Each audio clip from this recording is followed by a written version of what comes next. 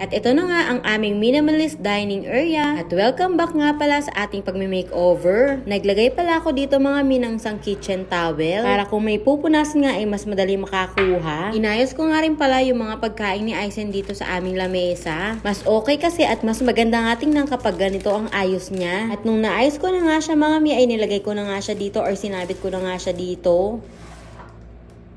Naglagay pala ako dito ng tray na gawa nga sa abaka at ilalagay ko nga dito yung pinchel. Saka ito mga lagayan ng kape, Milo at itong asukal. Bale, nilagay ko lang pala siya sa gilid dito ng aming lamesa.